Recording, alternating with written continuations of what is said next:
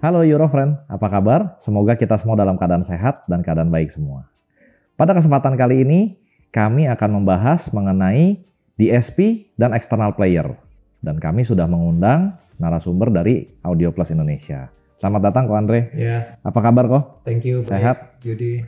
Nah, Ko Andre ini adalah CEO dari PT Audio Plus Indonesia sebagai pemegang merek dari beberapa merek yang kita jual di Euro Auto. Nah, Ko Andre, kita sore ini mau membahas mengenai DSP dan external player nih Ko. Karena kan barang-barang ini nih barang-barang yang sudah banyak orang pakai, tapi ternyata masih banyak juga Eurofriend yang belum tahu. Kenapa sih kalau upgrade audio kok kita masih pakai DSP? Kenapa sih kok kita masih tambahkan external player? Nah, kita pengen bahas lebih lanjut nih Ko, supaya nanti Eurofriend jadi jelas, oh ternyata memang mobil saya butuh DSP. Oke. Nah, yang pertama kita mau bahas, sebenarnya DSP itu barang apa sih Ko? DSP kan singkatannya Digital Signal Processor. Jadi sebenarnya pemroses signal secara digital. Jadi sebetulnya ketika proses perekaman di studio pun, itu semua signal kan diproses. Ya, ketika mic ditempatkan di piano atau vokalis atau apapun, kemudian studio engineer akan mendengar ulang dan melakukan processing terhadap signalnya. Jadi di studio pun sebenarnya sudah diproses. Kemudian kita reproduksi ke home audio atau ke car audio, kita juga dipengaruhi dengan penempatan speaker, dengan posisi duduk, dengan akustik ruangan, sehingga harus diproses lagi. Dan sebenarnya pemrosesan signal ini udah berlangsung dari tahun 90-an ya. Nah, bentuknya saat itu adalah analog. Jadi kalau zaman dulu yang terkenal audio control, EQT, itu kemudian kita putar-putar equalizer, betul. atau kalau di home audio di naik turunin begitu sampai bentuknya seperti senyum, Smile, ya. seperti itu. Itu kan sebetulnya pemrosesan secara analog. Ya. Kemudian crossover juga begitu. Kalau dulu kita mengikuti Nakamichi yang di switch, cuman karena analog jumpingnya jauh-jauh, 50 Hz, 80 Hz. Oke. Nah, seiring dengan perkembangan zaman, keluarlah namanya processing yang secara digital. Disebutnya DSP, Digital Signal Processor. Oke. Nah, dengan adanya digital ini semakin presisi. Sekarang namanya crossover bisa 50 Hz, 51 Hz, 52 Hz, lebih presisi. Nah, tentunya kita perlu itu untuk mensinkronisasi antara speaker dengan pendengar, posisi duduk, dengan akustik ruangan, dan seterusnya. Jadi, itu sangat perlu di mobil, sangat perlu di home audio, sangat perlu juga di studio perekaman. Jadi, proses yang sama kita gunakan di mobil sama dengan di studio rekaman. Gitu. Jadi basic functionnya si DSP ini ada apa aja kok yang kita bisa mainin di situ? Basic functionnya ya, yang pertama ya tentunya equalizer. Seperti tadi itu dari zaman dulu sampai sekarang ya kita perlu equalizer. Kenapa perlu equalizer? Karena efek pantulan ruangan. Nah yang kedua adalah crossover. Karena tidak ada sebuah speaker pun yang bisa bekerja tentang penuh 20 Hz sampai 22 Hz. Biasa kalau kita pakai three-way, berarti ada 3 speaker. Tambah subwoofer jadi ada 4. Masing-masing harus dibagi kerjanya. Atau disebut crossover. Nah itu yang kedua. Yang ketiga time alignment. Kenapa perlu time alignment? Karena kita duduknya tidak di tengah mobil, antara kita di kanan atau di kiri. Karena kita tidak di tengah mobil, misalnya kita duduk di kanan, speaker yang kanan nyampe ke kita jauh lebih cepat dibanding yang kiri.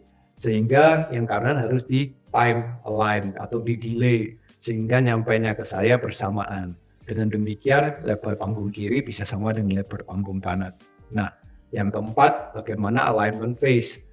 Phase itu begini, ketika dua orang menghasilkan suara atau dua speaker menghasilkan suara di tempat yang berbeda akan terjadi perbedaan fase. Misalnya vibrasi pintu, midrange di atas, tweeter di atas, ini ada perbedaan fase atau phase. Nah ini semua harus di-align atau disinkronkan fasenya. 4 ini yang merupakan dasar dari DSP atau Digital Signal Processor tadi.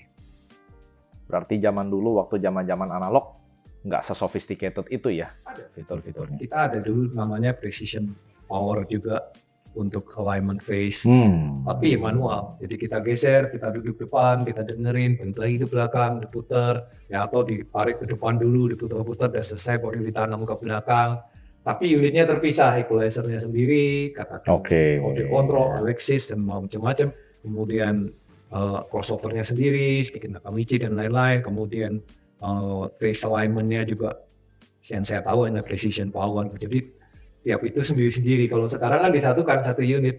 Oke, satu input satu output kalau sekarang ya. Kalau dulu gitu. Kita bisa kontrol dari laptop. Oke. Sehingga kita duduk pasang laptop, kita nggak perlu bolak-balik depan belakang, bisa sambil dengar sambil adjustment. Jadi jauh lebih convenient, lebih nyaman. Oke. Sama di studio juga begitu. Dulu analog, sekarang udah digital. Nah, kalau udah jelasin tadi tentang fitur-fiturnya DSP, berarti kan memang DSP ini sebenarnya perlu ya kok dalam upgrade audio di mobil. Jadi sebuah keharusan untuk saat ini DSP di mobil, dan harganya pun kan tidak semahal dahulu ya. Karena sekarang sudah menjadi sebuah produk massal, DSP ini harganya cukup terjangkau. Jadi menurut saya itu sebuah keharusan untuk ada di mobil. Nah, sekarang kan banyak mobil yang ceritanya sudah mengakomodasi premium sound. Contohnya seperti Mazda, dia sudah pakai premium sound yang sudah cukup lama lah mereka pakai premium sound dari Bose ya. Terus dari mungkin mobil-mobil Eropa, ada yang pakai Harman Kardon, ada yang pakai Bang & Olufsen, ada yang pakai Meridian. Itu sebenarnya sudah ada DSP-nya belum? Ada. Jadi sebenarnya mereka juga memakai DSP di sistem mobil tersebut. Cuman sistemnya tentunya lebih sederhana dibandingkan aftermarket karena keterbatasan biaya, keterbatasan penempatan, dan banyak keterbatasan lainnya. Jadi sebetulnya yang ada di mobil yang disebut premium sound tadi ya sebenarnya adalah processing atau DSP. Seperti di kita ada Skyatto. Nah kalau di Range Rover ada Meridian gitu kan, nah itu sebenarnya processing yang kurang lebih sama. Tapi dia sudah taruh dalam satu preset ya? Tidak bisa kita adjustment gitu. Oke. Kalau bukan hidupnya nggak sesuai, ya udah terima jadi. Kalau ini kan kita custom, seperti kita bikin jazz detailer. Tolong dong di match ke badannya. Kalau itu seperti kita beli jadi, kita tunggu kubus beli, kita pakai, ya udah pas nggak pas ya begini gitu. Jadi dengan penambahan eksternal DSP ini tentunya settingnya jauh lebih bisa customize dan bisa mengikuti selera dari pendengar sendiri. Karena produknya kan juga lebih baik ya, karena kita tidak terbatas dengan biaya. Namanya produksi mobil, mau premium sound apapun, pasti budgetnya kecil sekali lah untuk audio. Jadi ini ya jauh lebih baik, jauh lebih tinggi tingkatannya dibandingkan yang ada di mobil, itu pasti. Nah, untuk mobil-mobil yang sudah pakai premium sound seperti itu, Ya. bisa nggak kita tambahin lagi? Bisa. Jadi dari merek Goodhorn ini juga bisa integrasi dengan mobil-mobil yang premium sound tadi. Kita bisa mempunyai dua sistem jadinya nanti, sistem yang tersendiri yang dari Goodhorn atau sistem yang dari mobilnya. Jadi dari mobilnya bisa terintegrasi ke sini, plug and play, mobil hampir semua mobil, BMW, Mercedes itu semua bisa. Kemudian dia bisa terintegrasi sehingga fungsi-fungsi mobil itu masih kita bisa gunakan, tetapi dengan pemrosesan digital yang dari Goodhorn. Fungsi-fungsi apa aja tuh kok yang bisa di-retain dari Goodhorn? Semua fungsi, bahkan remote steer-nya pun masih jalan. Nah, kalau Goodhorn-nya membeli yang ada high-res player, otomatis nanti ada sistem terpisah namanya high-res player. Jadi kita jadi seperti punya dua sistem, satu aslinya mobil, satu high-res player. Yang tentunya high-res player dari Goodhorn ini juga jadi jauh lebih baik dibandingkan yang ada di mobil. Nah, Pak Andre ada sekilas bahas tentang high-res player nih, atau bisa dikatakan mungkin external player atau tambahan player nih kok. Iya. Sekarang kan lagi banyak nih, lagi marak. Euro sendiri juga udah beberapa kali masang, teman-teman di luar sana, installer juga banyak sekali yang masang tambahan player atau standalone player lah bisa dibilang begitu ya. Kenapa kok harus ada tambahan player seperti itu kok? Padahal kan mobil aslinya sudah ada playernya, sudah bisa, ya zaman sekarang sudah rata-rata bisa Bluetooth, bisa baca flash disk juga gitu ya. Betul. Jadi sebenarnya kembali lagi seperti tadi yang aslinya mobil terbatas budget. Jadi high-res player-nya ya bisa baca mungkin file valve, flag gitu ya. Kebanyakan flag bisa lah. Tapi ada keterbatasan yang high-res banget gak bisa. Kalaupun bisa, gak bisa baca DSD. Sedangkan saat ini untuk format terbaik itu suaranya adalah DSD yang paling dekat ke analog. Nah, kalau kita mau beli high-res player tambahan, pertama dia bisa membaca file high-res semua WAV, semua flag, bahkan DSD. Oke. Yang kedua, dia itu melakukan upsampling.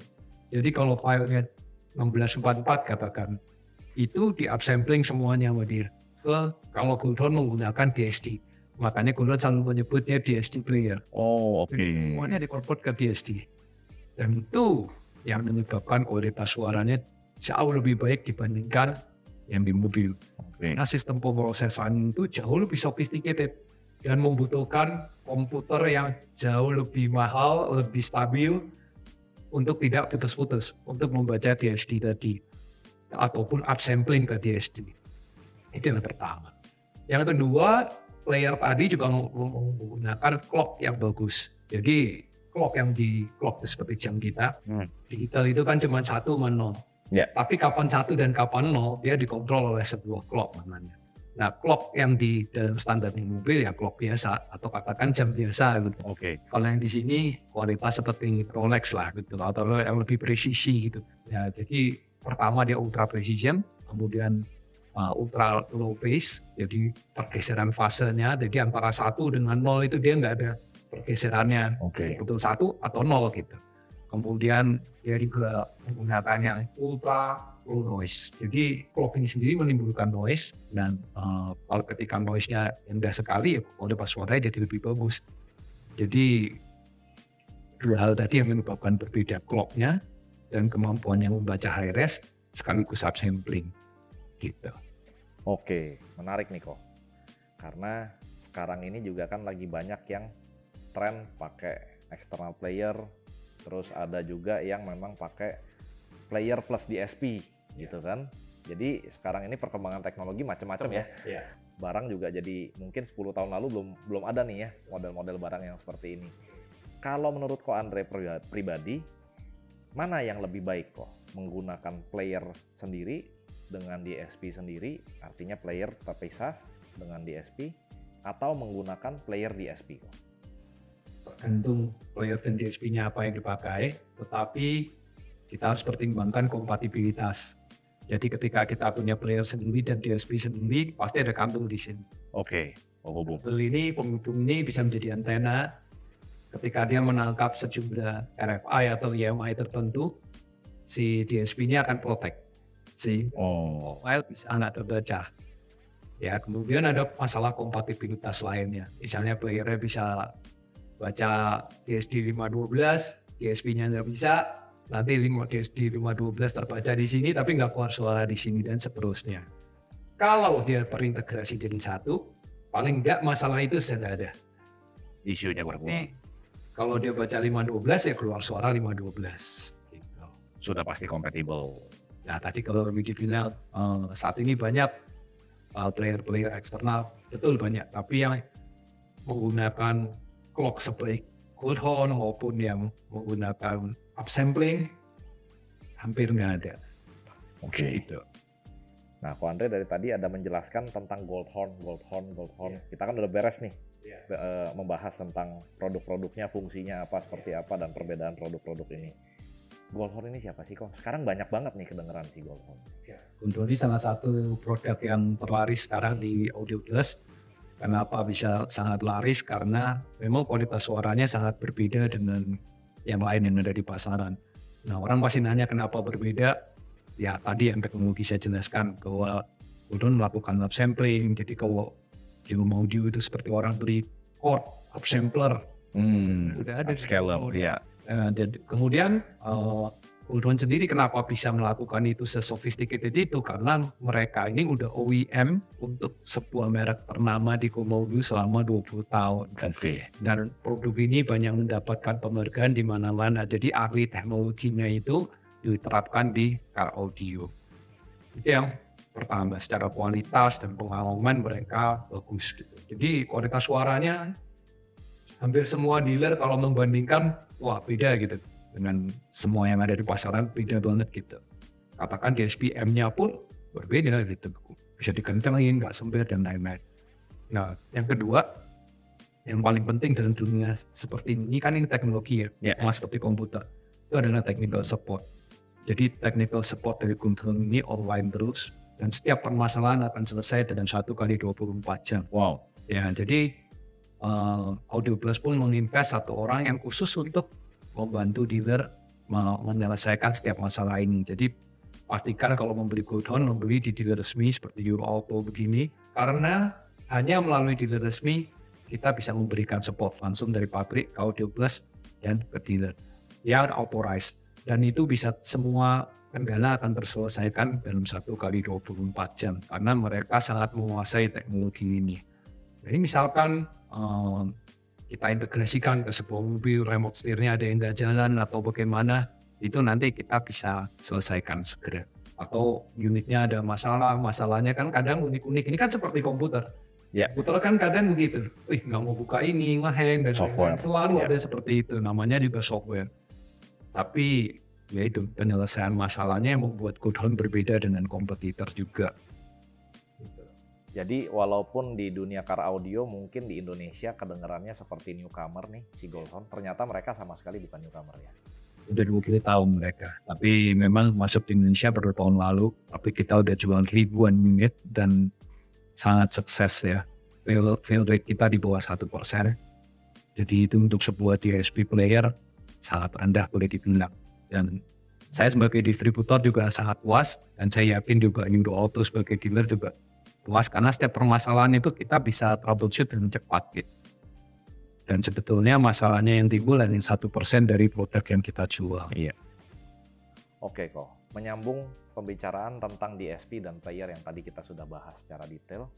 Kira-kira dari Goldhorn tuh ada line up produknya apa kok untuk DSP player? Nah kalau DSP player ini ada 3 tipe ya saat ini. Jadi kita sebutnya P5 DSP, kemudian P2 DSP, dan P1 DSP. Tentunya di belakang ada namanya lah, tapi supaya mudah mengingat ya, P5, P2, P1 DSP itu ya. Oke. Nah ini yang P5, ini yang P2, ada lagi satu P1 DSP. Jadi ada 3 line up itu, kemudian mungkin berkembang ke depannya akan ada di tengahnya P3 DSP dan seterusnya. Tapi untuk saat ini kita ada 3 line up. Nah kalau yang membedakan, yaitu tadi, kalau di sini clocknya memenuhi 3 kriteria tadi, kalau di sini hanya 2 kriteria, yang di tipe P1 hanya 1 kriteria. Jadi hanya ultra precision, kalau di sini ultra precision, ultra low pace, kalau di sini ada 3 yang terpenuhi, gitulah contohnya. Jadi secara player berbeda, secara DSP berbeda, power supply-nya pun berbeda. Sehingga kualitas suaranya juga berbeda. Jadi masing-masing player ini rasanya sih sudah bisa meng-cater kebutuhan orang untuk berbagai macam file high-res sekarang ya Pak ya. Ya, ini kan ada colokan USB-nya banyak, bisa dicolok ke thumb drive, bisa juga ke hard disk kan. Kalau dari sisi DSP-nya sendiri, dari sisi fleksibilitas untuk tuningnya sendiri, dari kedua DSP ini ada perbedaan apa? Hampir nggak ada ya, tapi ini channelnya lebih banyak aja. Channelnya lebih banyak. Tapi kalau ke P1 ya ada perbedaannya. Nah, DSP Goldhorn itu bisa auto identify. Jadi ketika kita connect ke P5 dia akan muncul connect P5 DSP Ultra. Gitu. Connect ke P2 muncul dia langsung P2 DSP. Jadi dia auto detect. Oke. Dan functionnya menyesuaikan. Kenapa menyesuaikan? Karena processing di dalamnya berbeda. Ini pakai 3 processing. Ini hanya 1. Yang menurut juga hanya 1. Kenapa 3 processing? Nah itu tadi. Supaya dia tidak nyangkut. Sama lah seperti komputer. Oke. Komputer ada tertentu bisa play seperti di home audio, bisa play DSD 512, ada yang cuma DSD 256, ada yang cuma DSD 128 gitu. Nah untuk bisa play DSD 512 itu processing power-nya harus kuat. Stabil, sehingga nggak putus-putus. Satu lagi nih kok, pertanyaan terakhir mengenai player eksternal atau player yang memang sudah built-in di player DSP-nya Goldhorn. Mengenai kontrol itu bagaimana kok? Karena kan teman-teman kita tuh banyak yang pakai DAP ya. Dan saya lihat kelihatannya agak-agak susah ya. Kadang-kadang kita mesti lihat ini. Itu kan portable ya. Jadi itu sebenarnya handphone yang dimatikan signalnya. Jadi lalu diperbaiki kualitasnya. Tapi itu digunakan sebenarnya untuk lari, jogging dengan earplug gitu ya. Portable. Nah kalau Goldhorn ini stay di mobil, diem di mobil, semua listriknya nempel di mobil. Berbeda dengan DAB tadi. Kalau DAB tiap kali harus charging, banyak kendor, mau connect nggak connect, baterainya low, akan banyak memusingkan. Kemudian kalau kita driving, kita mesti lihat DB-nya, pindah-pindah, bisa nabrak, dan seterusnya.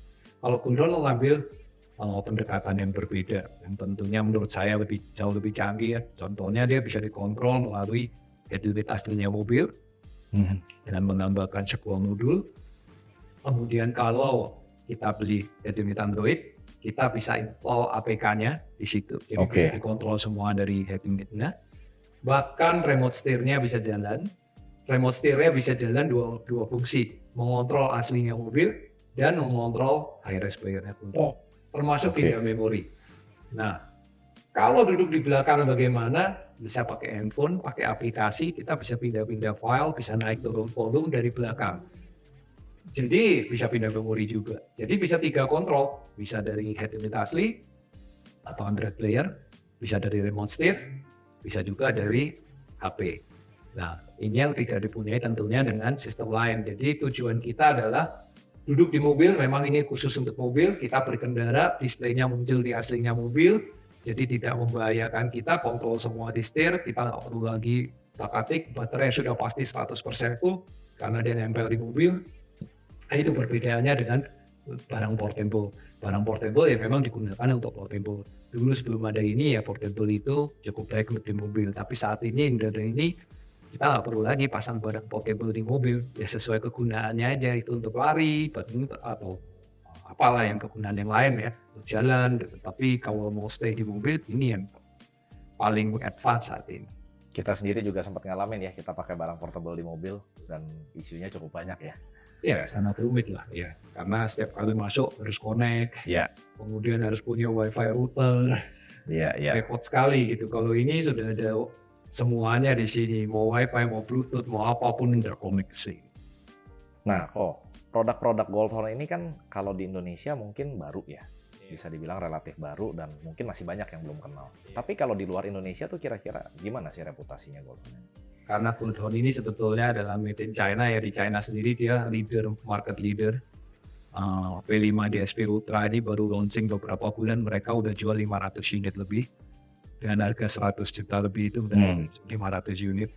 Dan kita lihat kemarin kita pergi ke EMA Europe ya. Di EMA Europe itu kelas-kelas tertingginya menggunakan produk Cooldown yang mobil juaranya. Ya, kita lihat Expert Limited, kemudian Master Unlimited dan beberapa kelas lain di EMA Euro Final ya. Jadi Euro Final kan pertandingan antara negara-negara Eropa yang itu kastanya boleh dibilang tertinggi ya gitu. Nah, mobil-mobil juaranya 5 kelas itu menggunakan Cooldown. Artinya produk Cooldown ini sudah accepted lah di pasar Eropa di kelas yang kasta tertinggi, dan mereka banyak kan pakai P5 DSP Ultra. Jadi mestinya udah nggak diragukan lagi nih ya Pak ya. Dulu Cina nomor 1, di Indonesia kita juga sangat laku, dari ribuan unit kita jual, dan di Eropa ya itu tadi 5 mobil juara di kelas tertinggi itu menggunakan ini, jadi udah proven sekali, nggak perlu ragu. Oke Ko Andre, rasanya penjelasannya udah cukup jelas buat kami dan buat Eurofriends. Terima kasih Ko Andre. Sama-sama. Udah ngeluangin waktunya. Nanti kapan-kapan kita ngobrol lagi kok tentang topik-topik yang lain yang sering ditanyain sama Eurofriends. Dan untuk Eurofriends yang masih penasaran dengan produk-produk Goldhorn, pengen lihat langsung, pengen dengerin langsung, di tempat kami juga ada demo box-nya. Kita bisa langsung experience kehebatan dan kepraktisan dari produk-produk Goldhorn ini. Dan tentunya seperti yang tadi Pak Andre udah jelasin, bahwa semua produk Goldhorn yang dibeli di Euro Auto adalah produk resmi dari PT Audio Plus Indonesia. Jadi nggak usah khawatir, apapun itu, kalau misalnya masih bingung, bisa tulis komen di bawah, atau bisa langsung kirim WhatsApp ke saya di nomor yang ada di sini. Kalau pengen mampir ke workshop kami, bisa ada di sini nih alamatnya. Nanti akan ada alamatnya di Ruko Mendisio 1 Blok D nomor 20. So, sampai ketemu di next video.